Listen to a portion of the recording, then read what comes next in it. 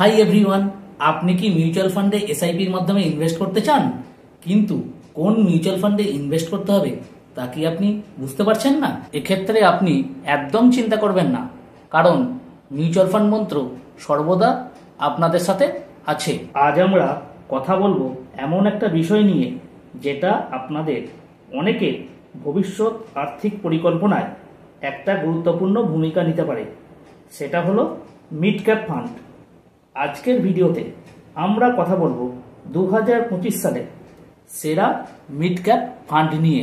ভিডিওটি অত্যন্ত গুরুত্বপূর্ণ, তাই ভিডিওটি কোথাও কোনো স্কিপ না করে পুরো ভিডিওটি দেখতে থাকুন। নমস্কার বন্ধুরা, আমি সৌমেন খাঁ, মিউচুয়াল ফান্ড মন্ত্র চ্যানেলের পক্ষ থেকে আপনাদের সবাইকে স্বাগত।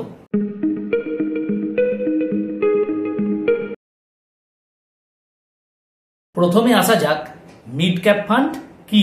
An open-ended equity scheme predominantly investing in mid-cap stock.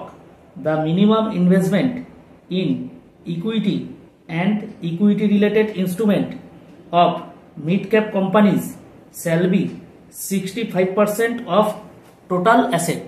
অর্থাৎ যেসব মিউচুয়াল ফান্ড মিনিমাম 65% বা তার বেশি ইনভেস্টমেন্ট মিড ক্যাপ স্টকে করে তাদের মিড ক্যাপ ফান্ড বলে। এবার মিড ক্যাপ স্টক কি? মিড ক্যাপ স্টক হলো স্টক মার্কেটে 101তম কোম্পানি থেকে 250তম কোম্পানিগুলোকে সবাইকেই বলা হয় মিড ক্যাপ স্টক। এবার যেটা সবচেয়ে গুরুত্বপূর্ণ সেটি হলো আমরা মিড ক্যাপ স্টকেই কেন ইনভেস্ট করব। দেখুন বন্ধুরা, মিড ক্যাপ কোম্পানিগুলির মধ্যে দ্রুত বৃদ্ধির একটি সম্ভাবনা থাকে। এরা নতুন নতুন মার্কেট ধরতে পারে, নিজেদের ব্যবসাকে আরও বাড়াতে পারে, ফলে লং টার্মে ভালো রিটার্নের সম্ভাবনা থাকে।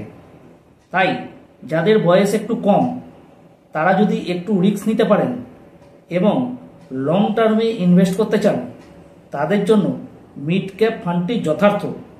এতে রিস্ক আছে বটে, কিন্তু লং টার্মে এই রিস্ক কমতে থাকে বা লং টার্মে রিস্ক নেই বললেই চলে। নেক্সট, এবার যেটা সবচেয়ে গুরুত্বপূর্ণ সেটা হলো মিউচুয়াল ফান্ডে তো ইনভেস্ট তো করলাম বা মিড ক্যাপ স্টকে তো ইনভেস্ট করলাম, কিন্তু কোন কোন বিষয় দেখে আমি মিড ক্যাপ স্টকে ইনভেস্ট করব, এটা সবাইকার মাথায় এই প্রশ্ন আসতে পারে। তো সেই জন্য কিছু কিছু জিনিস দেখে নিতে হয় মিড ক্যাপ স্টকে ইনভেস্ট করার জন্য। সেগুলি হলো প্রথমত হলো রোলিং রিটার্ন। দেখুন, রোলিং রিটার্ন কি এই সম্পর্কে আমি ডিটেলে আলোচনা করেছি একটি ভিডিওতে, আই বাটনে আছে, আপনি দেখে নিতে পারেন। ভিডিওটি হলো how to invest in mutual fund, মানে আপনি মিউচুয়াল ফান্ডে কিভাবে ইনভেস্ট করবেন, আমার আই বাটনে দেখুন দেওয়া আছে, আপনারা দেখে নিতে পারেন। রোলিং রিটার্ন সবসময় মিনিমাম 3 বছরের দেখবেন, 3 বছর বা তার উপরে। রোলিং রিটার্ন যে মিউচুয়াল ফান্ডের যত বেশি হবে সেই মিউচুয়াল ফান্ড তত ভালো। সেকেন্ড হলো কনসিস্টেন্সি। দেখুন, মিউচুয়াল ফান্ড কোনো এক সময় ভালো করলো খুব, আবার খারাপ করলো, আবার ভালো করলো, আবার খারাপ করলো, এরকম মিউচুয়াল ফান্ড আমাদের দরকার নেই। আমরা সেই মিউচুয়াল ফান্ডে ইনভেস্ট করব যেই মিউচুয়াল ফান্ড কনসিস্টেন্টলি ধারাবাহিকভাবে ভালো রিটার্ন জেনারেট করছে। তাতে যদি আমাদের রিটার্ন একটু কমও হয় কোনো অসুবিধা নেই, কিন্তু কনসিস্টেন্সি যেন মেনটেন করে। নেক্সট হলো যেটা ভাইটাল, সেটা হলো রিস্ক। দেখুন, শুধু রিটার্ন দেখলে হবে না, রিস্কও দেখতে হবে। রিস্ক কোন কোন প্যারামিটার দেখতে হয় সেটাও আমি কিন্তু আলোচনা করেছি। আপনারা ওই আই বাটনে যে ভিডিওটি আছে ওইটা দেখলে টোটালটা বুঝতে পারবেন রিস্ক কি কি রিস্ক দেখতে হয়, কি রিস্ক কিভাবে মেজারমেন্ট করতে হয়। তা রিস্ক দেখে আপনি মিউচুয়াল ফান্ডে ইনভেস্ট করবেন। যে মিউচুয়াল ফান্ডে রিস্ক কম সেই মিউচুয়াল ফান্ড তত ভালো। এরপর হলো এক্সপেন্স রেশিও। দেখুন, মিউচুয়াল ফান্ড চালাতে একটা খরচ হয়, সেই খরচ আপনার আমার কাছ থেকেই তো মিউচুয়াল ফান্ড নেয়, তাই খরচের টাকা যত কম হবে তত আপনার ভালো।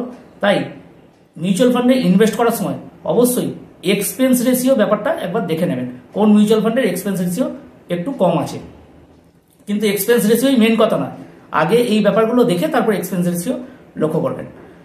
এবং সবচেয়ে গুরুত্বপূর্ণ যেটা সেটা হলো মিউচুয়াল ফান্ডের ফান্ড ম্যানেজারের অভিজ্ঞতা।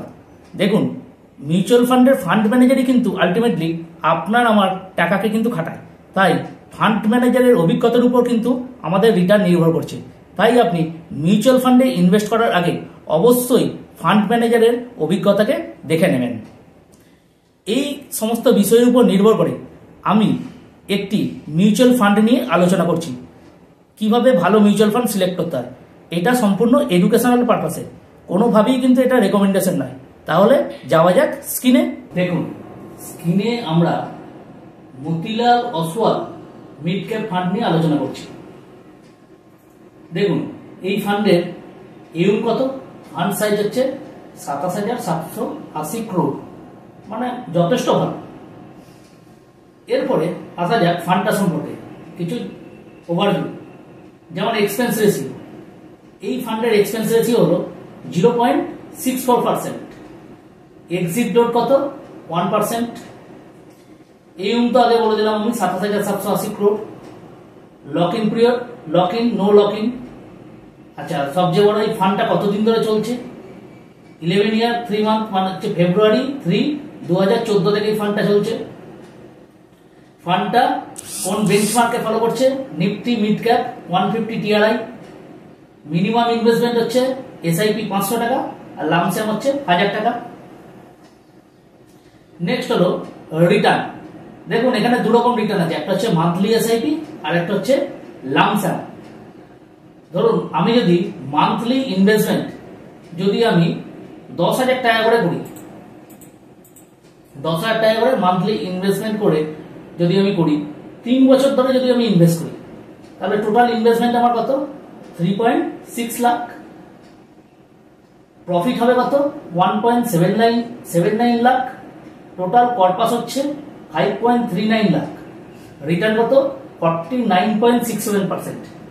দেখুন, এই টাকায় যদি আপনি ব্যাংকে রাখতেন, ব্যাংক অ্যাকাউন্টে, এফডিতে, তাহলে কত পেতেন? 4 লাখ টাকা। এখানে কত পাচ্ছেন? 5.39 লাখ। গোল্ডে যদি রাখতেন তাহলে হচ্ছে 5.46। এই ক্যাটাগরির অ্যাভারেজ রিটার্নে যদি আপনি রাখতেন তাহলে হচ্ছে 4.73। এখানে হচ্ছে 5.39 লাখ, যথেষ্ট বেশি।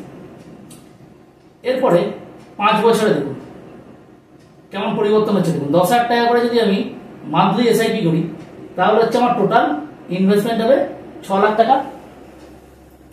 প্রফিট হচ্ছে কত? 6.95 লাখ। টোটাল কর্পাস হচ্ছে 12.95 লাখ।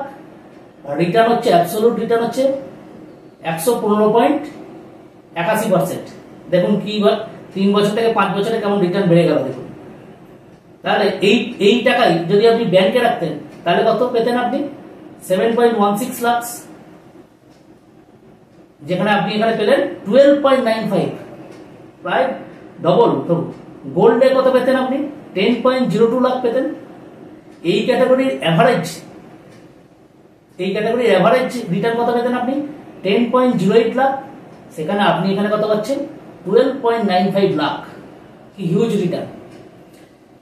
এই ইনভেস্টমেন্টটি যদি আপনি 7 বছরের জন্য করতেন, দেখুন কি হারে বাড়ছে। দেখুন, তাহলে টোটাল ইনভেস্টমেন্ট আপনার হতো কত? 8.4 লাখ। প্রফিট হতো এখানে কত? 14.48 লাখ। টোটাল কর্পাস কত হতো আপনার? 22.88 লাখ। রিটার্ন কত? 170.33%। এই টাকায় যদি আপনি ব্যাংকে রাখতেন আপনি কত পেতেন? 10.77 লাখ এফডি করতে। আর সেখানে আপনি এখানে কত পাচ্ছেন? 22.88 লাখ, মানে ডবলেরও বেশি। গোল্ডে রাখলে কত পেতেন? 16.34 লাখ। এই ক্যাটাগরির অ্যাভারেজে আপনি কত রিটার্ন পেতেন? 17.3 লাখ। আর এখানে আপনি কত পাচ্ছেন? দেখুন, 22.88 লাখ। কি হিউজ রিটার্ন! মানে গোল্ডের থেকে কত বেশি আপনি রিটার্ন পাচ্ছেন। নেক্সট হচ্ছে 10 ইয়ার্স। 10 ইয়ার্সে যদি আপনি 10 বছর ধরে যদি আপনি ইনভেস্ট করেন 10,000 টাকা, তাহলে আপনার টোটাল ইনভেস্টমেন্ট কত? 12 লাখ টাকা। প্রফিট কত পাচ্ছেন আপনি? 27.98 লাখ। টোটাল কর্পাস কত? 39.98 লাখ। অ্যাবসলিউট রিটার্ন কত? 233.17%। এইটা যদি আপনি ব্যাংকে ফিক্সড ডিপোজিটে ফেলে রাখতেন তাহলে 12 লাখ টাকাটা আপনার কত হতো? 17.2 লাখ। বুঝতে পারছেন কি অবস্থা? সেখানে এখানে কত পাচ্ছেন? 39.98। কি হিউজ রিটার্ন! ডবলেরও বেশি পাচ্ছেন আপনি রিটার্ন। গোল্ডে রাখলে কত পেতেন? 27.38 লাখ। ক্যাটাগরি অ্যাভারেজে কত পেতেন? 29.98 লাখ। আর সেখানে কত পাচ্ছেন আপনি? 39.98 লাখ। কি হিউজ রিটার্ন! তাহলে এসআইপির এটাই হচ্ছে মজা। এসআইপি করে আপনি ভালো ফান্ডে যদি লং টার্মে যদি ইনভেস্ট করেন, তাহলে আপনি প্রচুর টাকা আপনি রিটার্ন জেনারেট করতে পারবেন। নেক্সট দেখুন, ট্রেলিং রিটার্ন বা রোলিং রিটার্ন, যেটা বারবার বলছিলাম আমি। এক মাসে ক্যাটাগরির অ্যাভারেজ কত? 5.06%। সেখানে এই ফান্ড কত দিয়েছে? 8.18%। 3 মাসে ক্যাটাগরি অ্যাভারেজ কত দিচ্ছে? 3.23%। সেখানে এই ফান্ড কত দিচ্ছে? 1.63%। 6 মাসে কত দিচ্ছে? -6.78%। সেখানে এই ফান্ড কত দিচ্ছে? -8.86%। এক বছরে কত পাচ্ছেন? ক্যাটাগরি অ্যাভারেজ হচ্ছে 8.51%। সেখানে এই ফান্ড কত দিচ্ছে? 18.23%। 3 বছরে কত পাচ্ছেন? ক্যাটাগরি অ্যাভারেজ হচ্ছে 23.63%।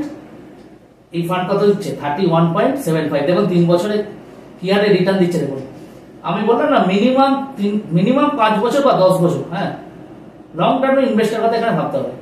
4 বছরে কত দিচ্ছে? দেখুন, ক্যাটাগরি অ্যাভারেজ দিচ্ছে 20.74, এই ক্যাটাগরির অ্যাভারেজ।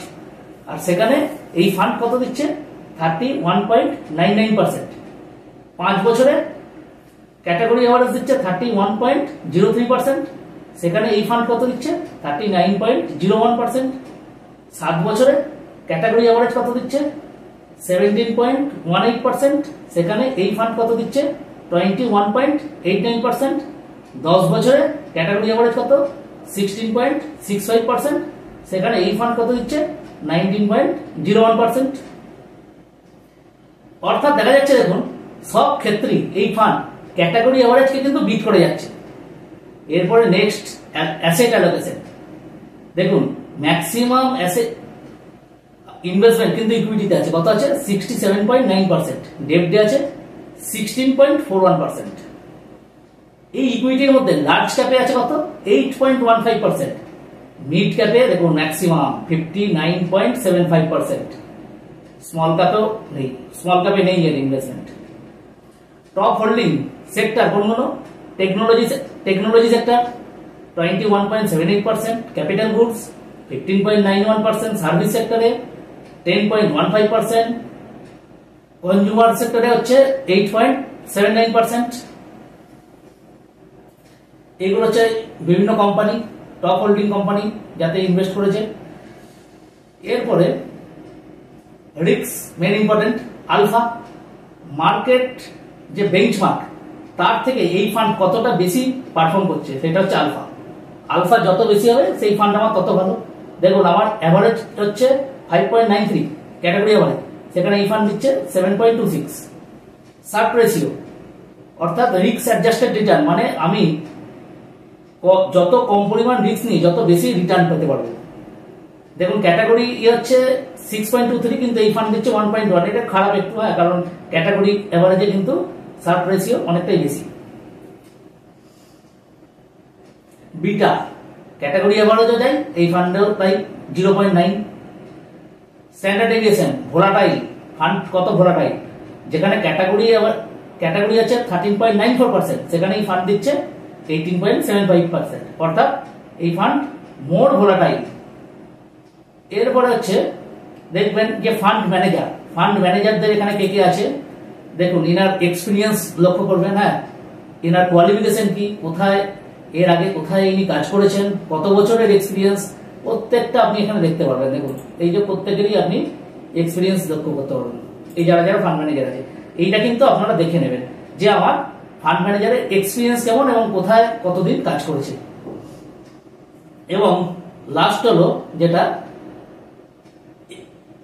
ফান্ড ম্যানেজারের এক্সপিরিয়েন্সটা খুবই ইম্পর্টেন্ট, এটা দেখে নেবেন। আর লাস্ট হলো এক্সপেন্স রেশিও, যেটা বলেছি এক্সপেন্স রেশিও আগেই বলেছি, মোস্ট প্রবাবলি 0.68 বোধ হয়। দেখি, এই ফান্ডের এক্সপেন্স রেশিও হচ্ছে 0.64%। একের কম, যথেষ্ট ভালো। তাহলে এইভাবে আপনি ফান্ডটা দেখে ইনভেস্ট করতে পারেন। তাহলে আপনারা বুঝতে পারলেন কিভাবে একটি ভালো মিড ক্যাপ স্টককে নির্বাচন করতে হয়। এতক্ষণ ধরে আপনারা ভিডিওটি দেখার জন্য আপনাদের অসংখ্য ধন্যবাদ। যদি ভিডিও রিলেটেড কোনো কোয়েরি থাকে তাহলে অবশ্যই নিচে কমেন্টসে লিখে জানান। এছাড়া আপনারা কোন ধরনের ভিডিও দেখতে চান সেটিও কমেন্টসে লিখে জানান। যদি ভিডিওটি ভালো লাগে তাহলে অবশ্যই একটি লাইক এবং একটি সাবস্ক্রাইব করে দেবেন। একটি লাইক এবং একটি সাবস্ক্রাইব আমাকে ভালো ভিডিও বানাতে যথেষ্ট উৎসাহিত করে। এছাড়া আপনাদের বন্ধুবান্ধব এবং আত্মীয় স্বজনের মধ্যে ভিডিওটি স্প্রেড করে দেবেন। ভিডিওটি যথেষ্ট বড় হয়ে গেছে, তাই আজ আর নয়, সুস্থ থাকবেন, ভালো থাকবেন। নমস্কার, জয় হিন্দ।